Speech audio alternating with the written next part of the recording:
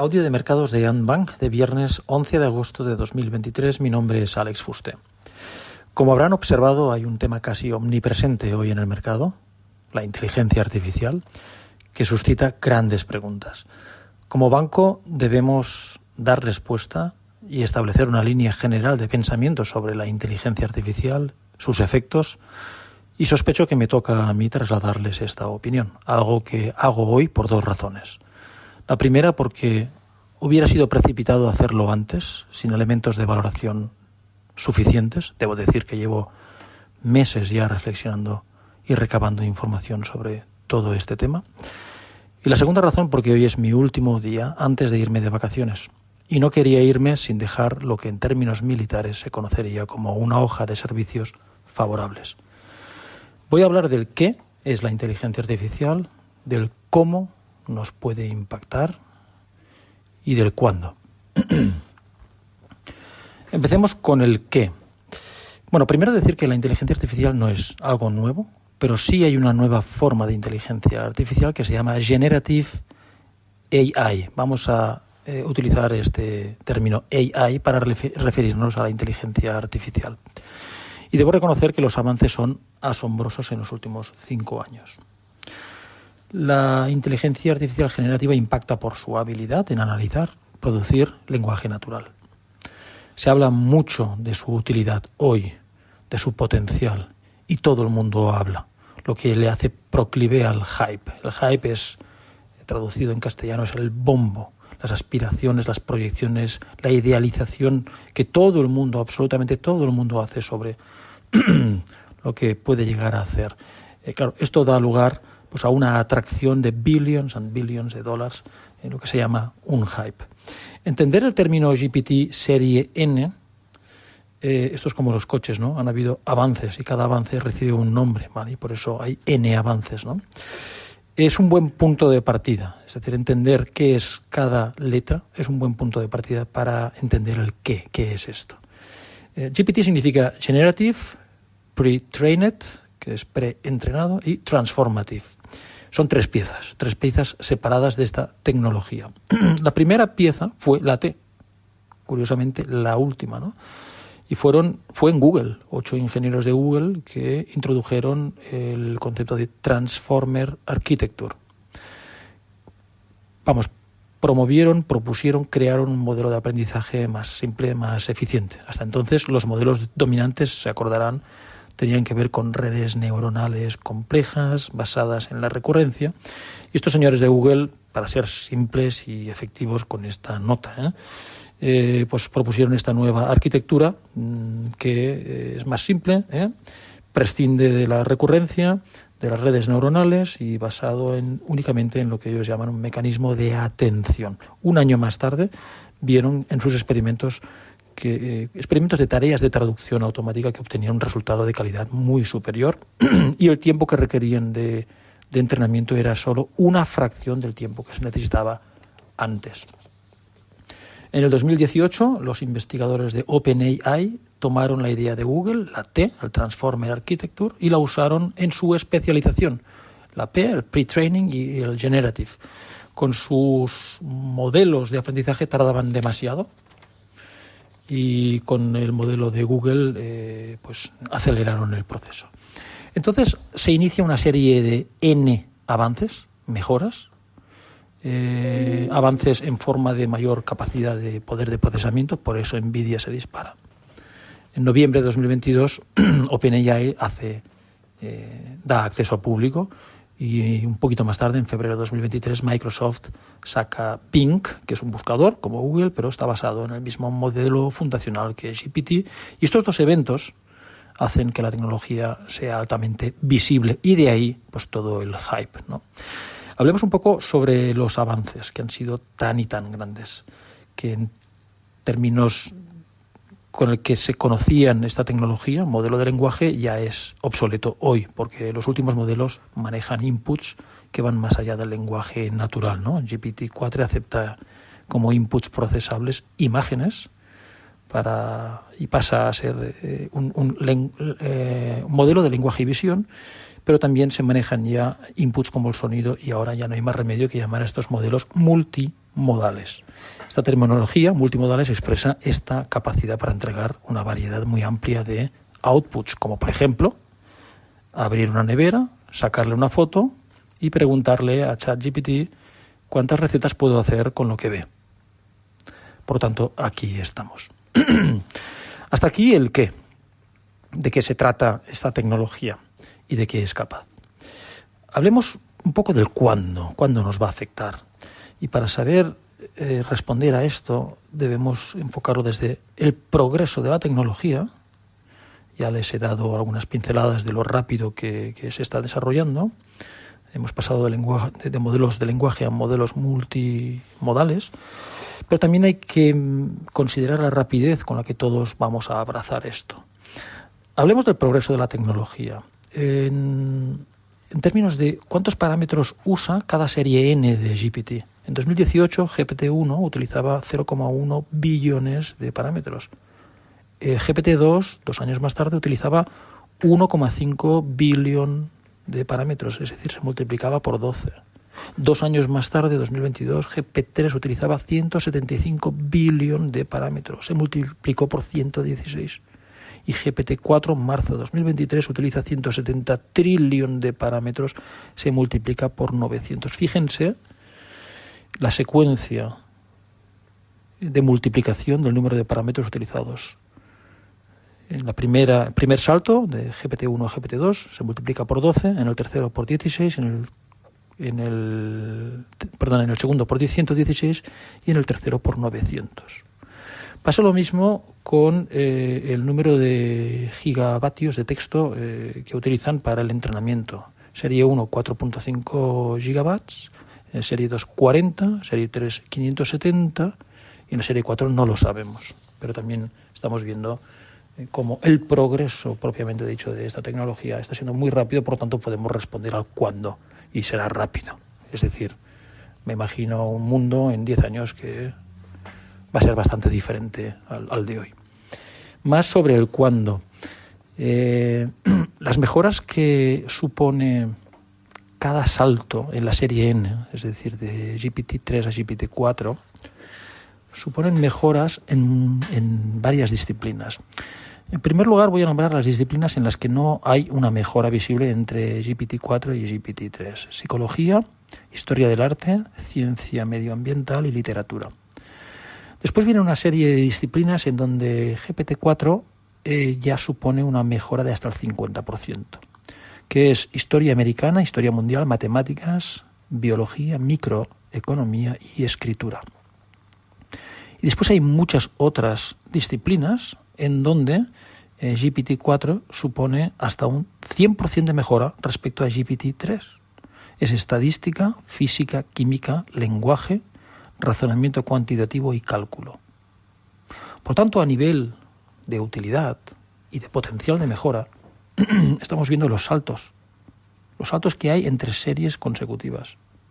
La performance de GPT-4 parece superar ampliamente al de su predecesor GPT-3. Hay un baremo de valoración llamado Uniform Bar Exam, según el cual se le da una nota a GPT-4 que es de 9 y a GPT-3,5 tenía una nota de 1. Por tanto, de 1 a 9, fíjense la magnitud del cambio. Por lo tanto, el cambio es rápido y lo vamos a ver. Hablemos sobre el cómo nos va a afectar. Hemos dicho qué es, de qué se trata esto, cuándo nos va a afectar. Ahora nos falta ver cómo nos va a afectar.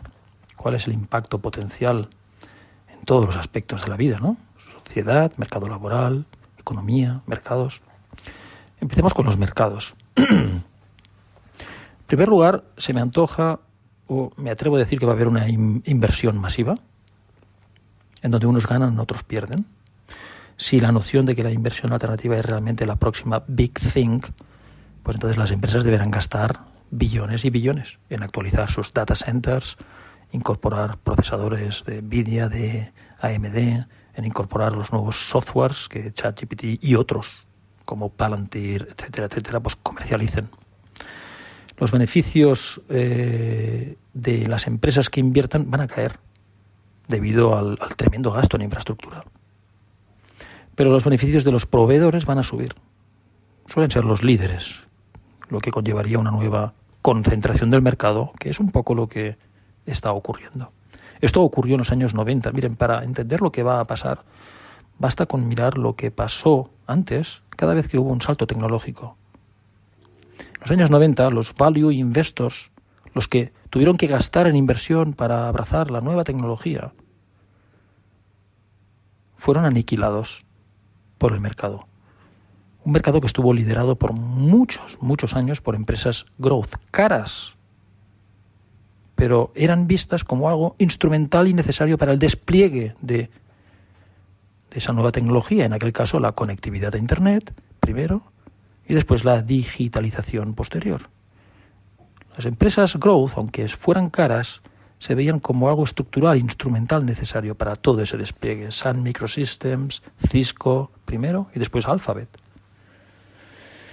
En verdad, igual que entonces, las empresas normales pues se vieron obligadas a invertir en capital spending para abrazar primero la informatización de los años 90, a abrazar el Internet después, digitalizarse después, y tales inversiones no se vieron como algo temporal, sino como algo estructural, porque en realidad eran estructurales. No tenían opción, o hacerlo o morir. Esos inmensos gastos vieron sus profits presionados, empresas value con sus profits muy presionados, y los únicos beneficiados pues fueron las empresas growth. Esto está a punto de volver a pasar hoy, si realmente, como parece, la inteligencia artificial es la próxima big thing. Lo que me trae a la mente algo que se dijo en esta casa en plena caída de las compañías Growth 2022, y creo que aún lo recordarán muchos de ustedes, se dijo el Growth volverá a liderar y a estar de moda. Pues esto es lo que esperamos en el futuro inmediato, corto y medio plazo. ¿Y por qué no decirlo largo plazo también? Porque cada vez que hay un salto, y por salto me refiero a eso, a un salto cualitativo y cuantitativo, tecnológico, el growth puede llegar a liderar el mercado por una década.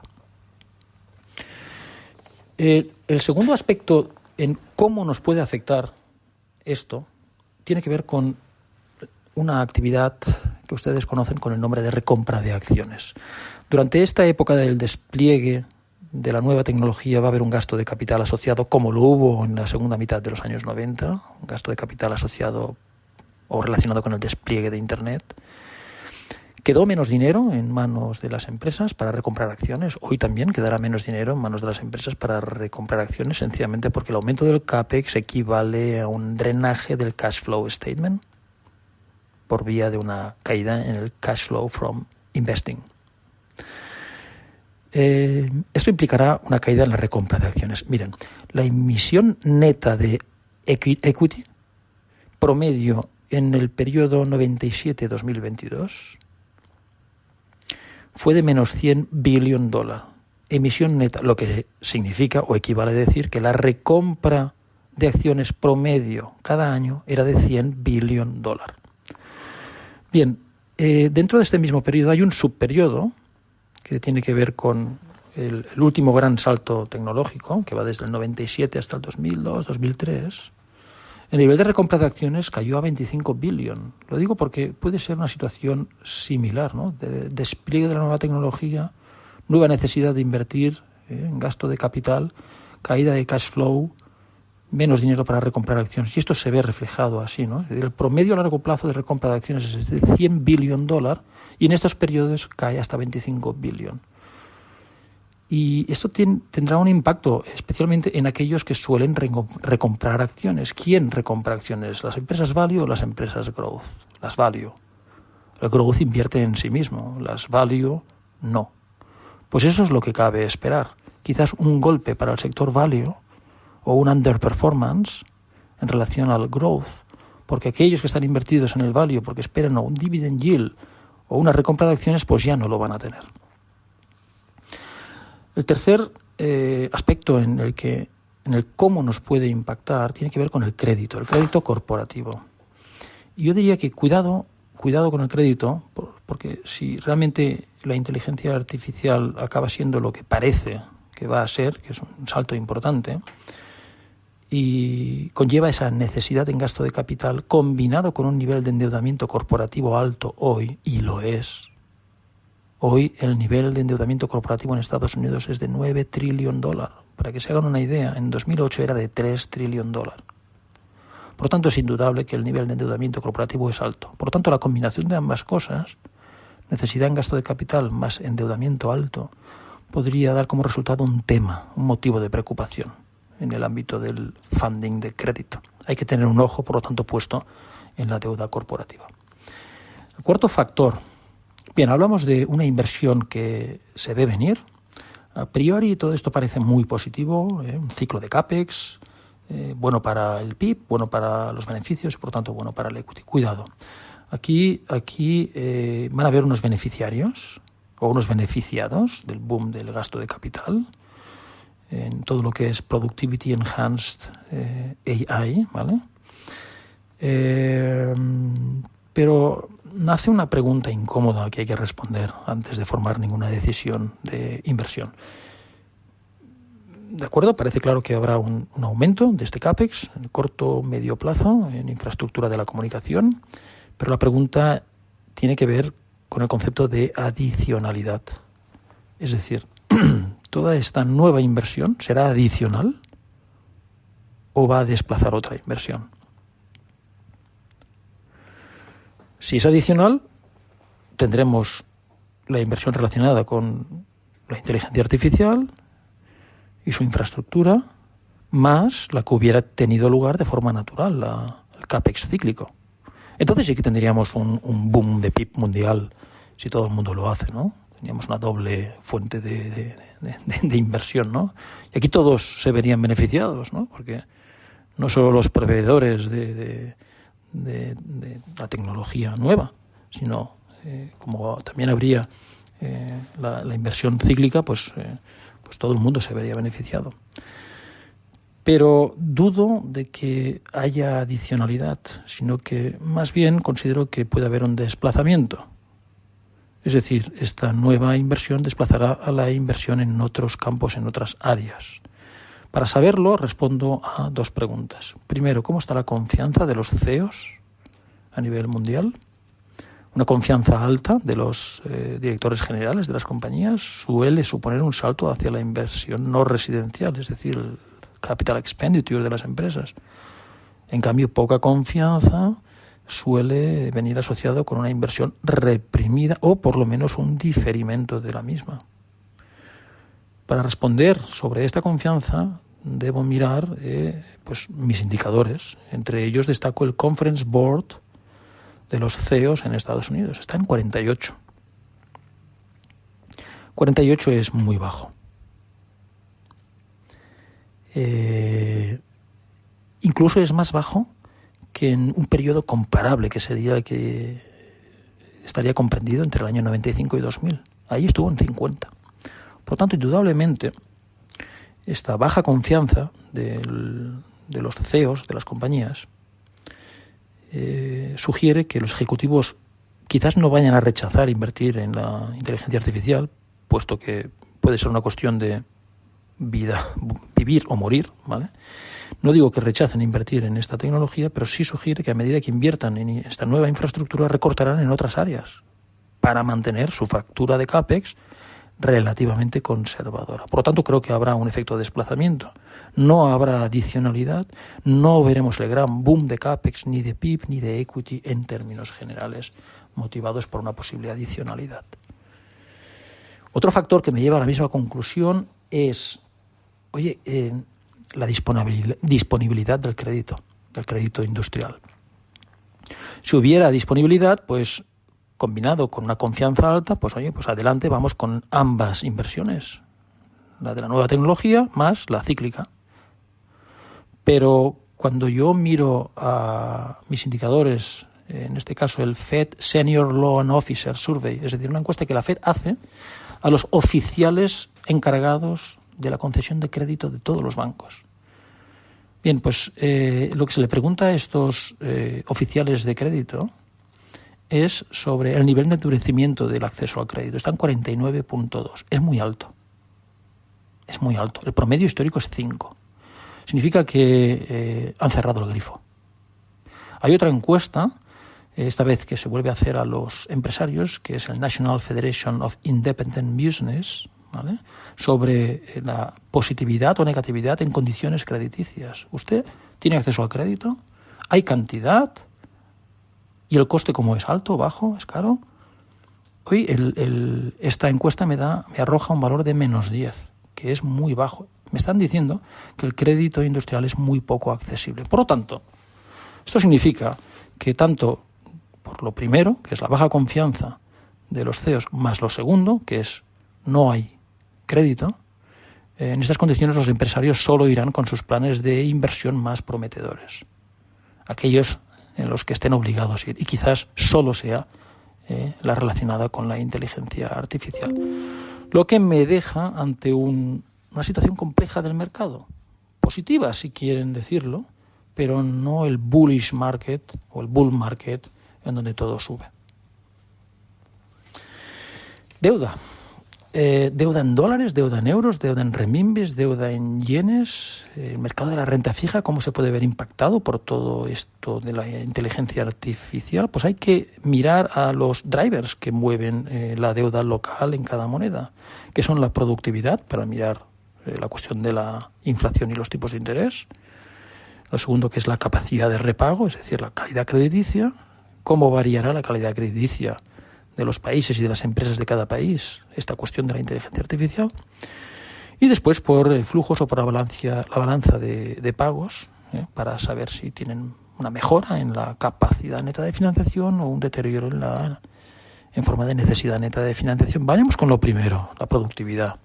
Miren, yo creo que al final todos nos vamos a beneficiar de la inteligencia artificial. Nosotros mismos aquí en Landbank, yo estoy viendo como mis compañeros, yo mismo, pues estoy mejorando mucho los tiempos en la elaboración de ciertas tareas analíticas, ¿vale? No es que la inteligencia artificial me dé el resultado, pero sí en el proceso, en algunos cálculos, sí noto avances. Entonces todos nos vamos a beneficiar de la productividad, de la mejora, gracias a la inteligencia artificial. Así que todos verán ese efecto desinflacionista derivado o asociado a la productividad. No puedo decir que una deuda local se beneficiará más que la otra o que tendrá un mejor desarrollo relativo. Sobre la capacidad o la métrica crediticia de los emisores, ya sean corporativos o empresariales o gubernamentales, de cada una de las monedas. Miren, ya hay consultoras que hablan de entre 50 y 90 millones de nuevos empleos creados relacionados con la inteligencia artificial. La mayoría serán en Estados Unidos por trabajadores que emplean su tiempo en empresas norteamericanas. Por ambos lados, por lo tanto, el fisco tendrá una mejora, ya sea por mayor impuesto a las rentas del trabajo o por mayor impuesto de sociedades.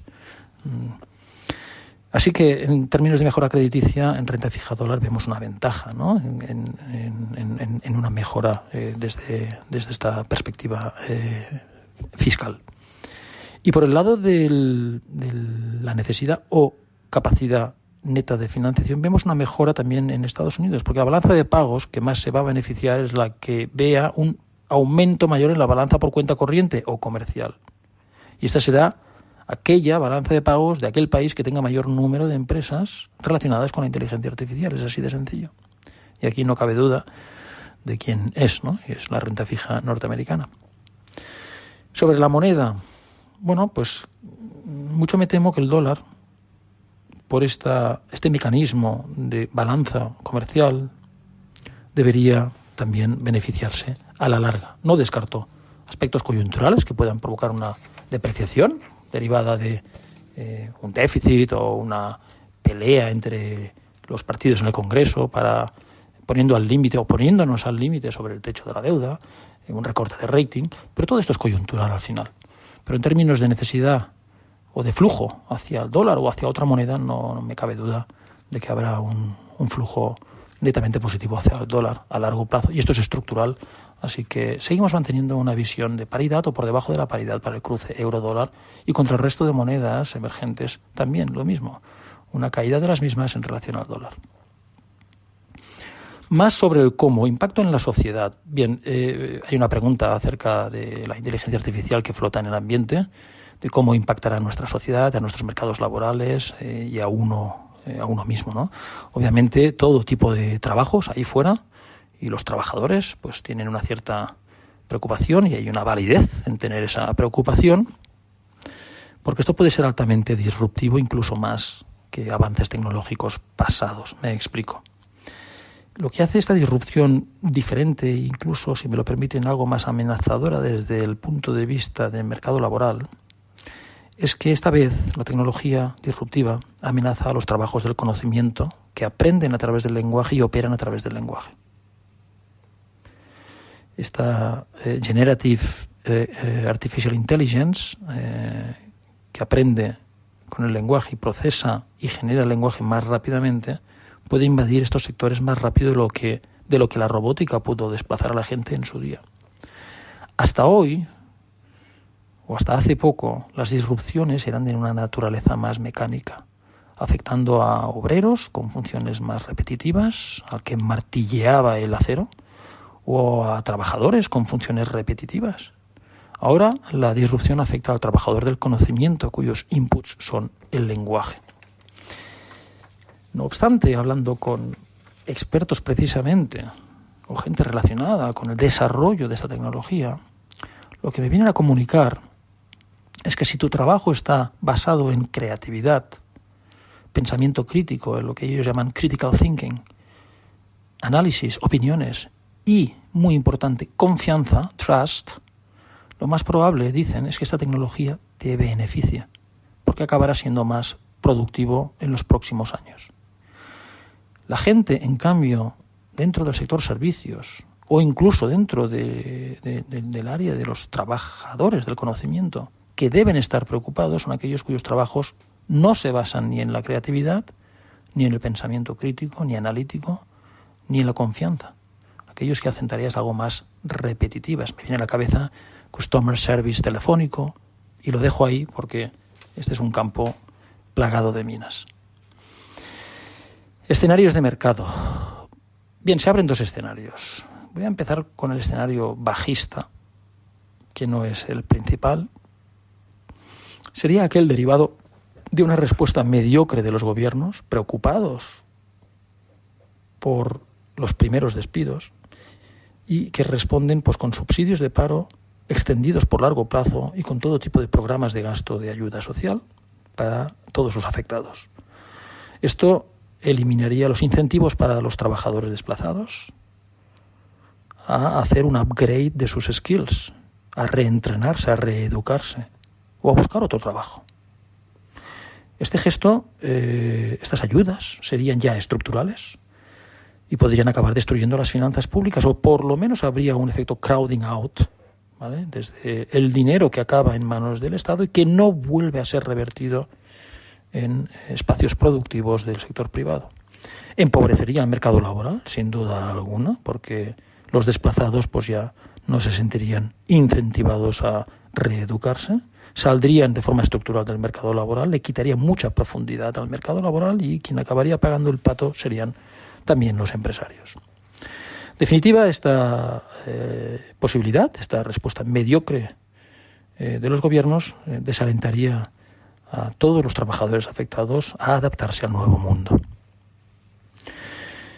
En cambio, el bull case sería la cara contraria, la cara opuesta. La decisión de los gobiernos, no solo del gobierno, sino la sociedad en general, en donde dejamos que la tecnología haga lo que mejor sabe hacer, y que es mejorar la productividad. En definitiva, hacer más con menos, con todo lo que ello conlleva. El hacer más con menos, quizás, también libera recursos. Digamos que dejaríamos que la inteligencia artificial realizara tareas más mundanas y permitiría a las personas que se reenfoquen en tareas de mayor valor añadido. Habrán entonces algunos perjudicados, no lo niego, que deberían adaptarse, reentrenarse o incluso reducir sus salarios para volver a ser competitivos. Pero habrá muchos otros beneficiados. Los trabajadores del conocimiento, que he dicho antes, con tareas creativas, basadas en la confianza, el análisis y en el critical thinking. Y también se beneficiarían las empresas que emplean a todos estos trabajadores. Entre las dos opciones, el bull case último y el caso bajista, ¿cuál es el más probable? Pues como suele ocurrir en estos casos, creo que podemos esperar una mezcla de ambos en todos los países, porque ninguna sociedad está preparada para permitir un recorte salarial sustancial en una parte importante de los trabajadores, todos aquellos que se vean afectados, y porque no todos están motivados para reinventarse. Así que debe haber algo del primer caso, ¿vale?, de la respuesta mediocre, pero sí que creo que habrán países que se adaptarán mejor que otros en esta realidad, concretamente aquellos países con un mercado laboral más flexible. Piensen en qué país o qué países tienen un mercado laboral pues no tan intervenido, y en cambio los que se adaptarán peor serán los que tienen un mercado laboral mucho más rígido. Todo esto tiene que ver con la aproximación de la política hacia la sociedad. Al inversor, el mensaje que le daría, aparte de todo lo que les he dicho sobre el underperformance más que probable del value, la vuelta del growth a estar de moda, el tiempo que puede durar, como en el pasado, pues un mercado liderado por estas compañías, el efecto desplazamiento y no adición de la inversión por la baja confianza y por el menor acceso al crédito. No estoy esperando el boom de PIB mundial por CAPEX ni por tanto beneficios genéricos, ¿no? Estoy apostando todavía por un mercado segmentado, ¿vale? Le diría esto. Y también le diría que el riesgo es entrar en un hype, ¿vale? Es decir, yo no sé, en toda esta exageración de precios de estas empresas líderes, sobre todo las relacionadas directamente con todo esto de la inteligencia artificial, no sé, y ya les digo que los grandes beneficiados para mí serán los proveedores de data centers, servidores, semiconductores, software services, intelligent cloud, premium subscriptions, licencias de acceso a clientes, consultoría en general relacionada con todo esto. Estos son los grandes beneficiados. Ahora, estar en hype es lo que no sé decir. Si bien, también les diría al inversor, le diría que no debe infraestimar los efectos a largo plazo de estas tecnologías o de estos saltos, que suelen ser enormes. Así que esto es todo por mi parte. Muchas gracias y nos vemos en septiembre.